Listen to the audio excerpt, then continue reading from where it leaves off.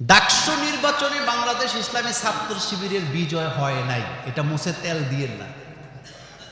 ডাকসু নির্বাচনে মূলত বিজয় হয়েছে ইসলামী চেতনা এবং দেশপ্রেমিক নাগরিকদের, ওই যুবকদের, ওই ব্রিলিয়েন্ট স্টুডেন্টদের, ছাত্র ছাত্রীদের যারা ভিন্ন কোন দেশের গোলামি করতে চায় না, নিজের দেশটাকে কলিজা দিয়ে ভালোবাসতে চায়।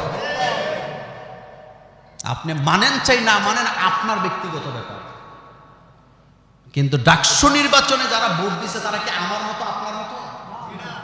ইউনিভার্সিটিতে যারা টিকে তাদের ব্রেন আছে, তাদের মেধা আপনাকে বুঝতে হবে।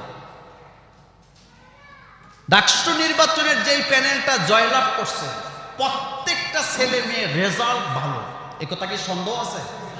আর আপনি যারা হারছে তাদের রেজাল্ট আপনি দেখেন কি অবস্থা। ডাকসু নির্বাচনে মেধাবী ছাত্র ছাত্রীরা যে তাদের সমর্থন দিতে ভুল করেন নাই, ভুল জায়গায় তারা যে সমর্থন দেয় নাই, এটা আমি 2 দিন আগেই বলেছিলাম যে তারা ভুল করবে না। আলহামদুলিল্লাহ তারা ভুল করে নাই, কিন্তু ভুল করে না এটা প্রমাণিত হয়েছে তখন ছাত্র হইয়া উস্তাদের সামনে টেবিল থাপড়াইয়া বেয়াদবি করছে যখন।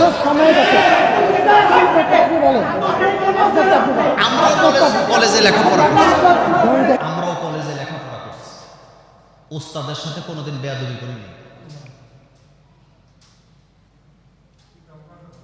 উস্তাদের সাথে বেয়াদবি করা যায়? উস্তাদের সামনে টেবিল থাপ্পড় দিয়ে কথা বলা যায়? চিন্তা করেন, হেতে যদি ভবিষ্যতে নেতা হয় জাতির কপালে কি আছে? দল কানা হইেন না, বিবেককে বিক্রি করে দিয়েন না, বিবেক খাটাবেন। বেয়াদবের জায়গা ইসলামে, এটা কি আমার কথা না রাসূলুল্লাহর কথা? রাসূলুল্লাহ বলেছেন মাল্লাম ইয়ারহাম সগীরানা ওয়ালা ইউআক্কির কাবীরানা ফালাইসা মিন্না। যে ব্যক্তি ছোটদেরকে স্নেহ করে না, বড়দেরকে সম্মান করে না, এটা বেয়াদব, এটা আমি নবীর উম্মত হতেই পারে না। মুরব্বীরা একটা কথা কয়, বেয়াদবির চাইতে গাড় হেজে, মানে বেয়াদবির চাইতে অনুপস্থিত ভালো। যে আসে নাই সে ভালো, কিন্তু আইসা যে বেয়াদবি করে সে বেয়াদব। কষ্ট লাগে মুসলমানের সন্তান হইয়া, জ্ঞানী হইয়া, ইউনিভার্সিটির শিক্ষক হইয়া, প্রফেসর হইয়া, নেতা হইয়া, এমপি হইয়া, মন্ত্রী হইয়া মানুষের সামনে দাঁড়ায় বলে দেয় ক্ষমতার উৎস জনগণ, ক্ষমতার মালিক জনগণ, ক্ষমতার উৎস জনগণ, ক্ষমতার মালিক জনগণ। এই কথা বলা কুফরি, এই কথা বলা 100% কুফরি, কারণ ক্ষমতার একচ্ছত্র মালিকানা কার?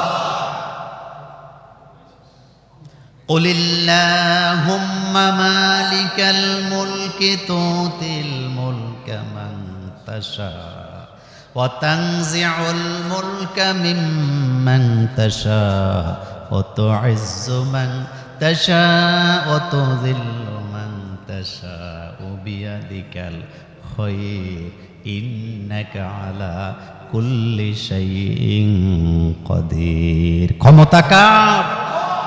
রাজত্ব কার? আল্লাহ পাকের। ক্ষমতা চিরস্থায়ী হয় না। গত 15 দিনের মধ্যে 60 দেশের প্রধানমন্ত্রী গায়েব হয়ে গেছে। সুবহানাল্লাহ বলবেন? কয় দিনে? 15 দিনে। কয় দেশের প্রধানমন্ত্রী? মাত্র সময় কয় দিন? নেপাল। মন্ত্রীরা, এমপিরা হেলিকপ্টারও জায়গা পায় না, হেলিকপ্টারের মধ্যে ঝুল্লা ঝুল্লা বাগদাছে। অর্থমন্ত্রীর পিড়ায় খালের মধ্যে ফেলাইছে। জেনজি বলেন কারা? যুব সমাজ। এই যুগের যুবকরা, যাদেরকে আমরা মনে করতাম তারা কোনো কাজের না, বাংলাদেশে হয়েছে যেটা, নেপালেও হয়েছে। আল্লাহ দেখায়। সুবহানাল্লাহ পড়েন। আল্লাহ কি? এটা রাজনৈতিক বক্তব্য নয়, এটা হলো আল্লাহ সার্বভৌমত্বের ব্যাপার। আল্লাহ পাক বলছেন আমি ক্ষমতা দেই, আমি ক্ষমতা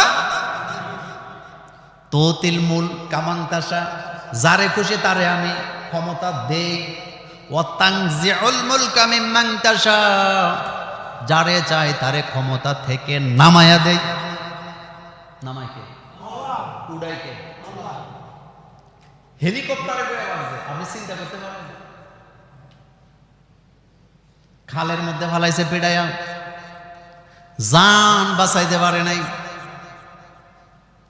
কত অসহায়, অথচ কত আলিশান জীবনযাত্রা ছিল তাদের, কত দামি দামি পোশাক পরছে, সম্পদের মাল নিজের, রাষ্ট্রের মালকে নিজের মাল মনে করে, সম্পদ মনে করে ভোগ করছে। ছেলেরে করাইছে, স্ত্রীরে করাইছে, মেয়েরে করাইছে, আত্মীয় স্বজনরে করাইছে, নিজেও করছে। কিন্তু ক্ষমতার থেকে যখন নামছে শূন্য, একবেলা খাবারও কপালে নাই। নেপালে ঘটছে যেটা, থাইল্যান্ডেও ঘটছে সেটা, ঘটছে নেই? ফ্রান্সেও ঘটছে সেটা, জাপানেও ঘটছে সেটা। ক্ষমতা কার? বলেন ক্ষমতা কার? বাহাদুরি করেন না, ভালো না। বাহাদুরি করেন না, ভালো না। এই কথাটা আল্লাহ পাক বলছেন, ও তো ইজ্জু মান তাশা, যারে খুশি আমি ইজ্জত দেই, অত জিল্লু মান তাশা, যারে খুশি তারে জিল্লত দেই, বেজ্জতি কইরা ছেড়ে দেই। বিয়াদিকাল খায়র, কার হাতে? জোরে বলতে হবে, কার হাতে? আল্লাহকে যারা ক্ষমতার উৎস মানে না, আল্লাহকে যারা ক্ষমতার মালিক মানে না, তাদের আকীদা ঠিক নেই, এটা কুফরি আকীদা। এই যে আপনি হাঁটতেছেন, কথা বলতেছেন, এই ক্ষমতাটা আপনাকে কে দেয়? আল্লাহ আপনারে বোবা বানাইতে পারবেনি? সময় লাগবে নাকি? ইজ্জত নিয়ে পৃথিবী থেকে যাওয়া। ফেরাউনকে যেদিন আল্লাহ পাক ধ্বংস করবেন, ফেরাউন কি জানতো তখন তার ধ্বংস? আপনারা আশ্চর্য হবেন, যেই সময়টাতে ফেরাউন ধ্বংস হয়েছে, ওই সময়টাতে তার হাতে নিরঙ্কুশ ক্ষমতা ছিল। মুসা আলাইহিস সালামের উম্মতকে তারা 3 দিক থেকে আক্রমণ করছে। কয় দিক? তো দিক কয়টা? 4টা। আক্রমণ করছে কয় দিন থেকে? 3 দিক থেকে। তাহলে বাকি আছে কয় দিক? কিন্তু যেদিকে এটা বাকি ছিল ওটা ছিল সমুদ্র। ওয়াজাওয়াজনা বিবানি ইসরাঈলাল বাহর। ফেরাউন তো সরিষা ফুল দেখতেছে, যাবি কই? নদীর পারে যায়া শেষ করে দেব। মুসা আলাইহিস সালাম তার উম্মতদেরকে নিয়ে সমুদ্রের কিনারায় চলে গেলেন। মুসা আলাইহিস সালামের উম্মতেরা বললেন লা মুদ্রিকুন, এটা লামে তাকিদ, লা মুদ্রিকুন, আমরা তো ধরা পড়ে গেলাম। ও মুসা, তোমার কথা মতো তো ধরা পড়লাম, এখন তো ফেরাউনের লোকেরা আসবে, 3 দিক থেকে আমাদেরকে মারবে, আমাদের কি হবে? মুসা আলাইহিস সালাম তো নবী, তিনি তো উম্মত না, তিনি তার উম্মতকে সান্ত্বনা দিতেছেন, লা তাখাফ ইন্নাল্লাহা মা'ানা। ও বন্ধুরা, ভয় পাওয়ার কোনো কারণ নাই, কারণ ক্ষমতার মালিক যিনি, সে আল্লাহই তো আমাদের সাথে আছে। ক্ষমতার মালিক যিনি, তিনি তো আমাদের সাথে। সুতরাং বাংলাদেশ নয়, পৃথিবীর যেখানে আল্লাহর বান্দারা বিপদে পড়ে, আল্লাহ যাদের সাথে আছে তাদেরই বিজয় হয়।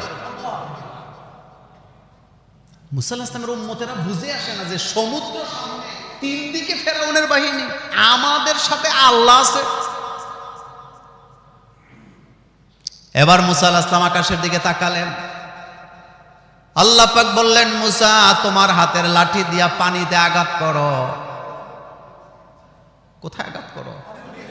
পানিতে আঘাত করো। মুসা আলাইহিস সালাম পানিতে 12টা আঘাত করলেন, পানির ভিতরে 12টা রাস্তা তৈরি হয়ে গেছে।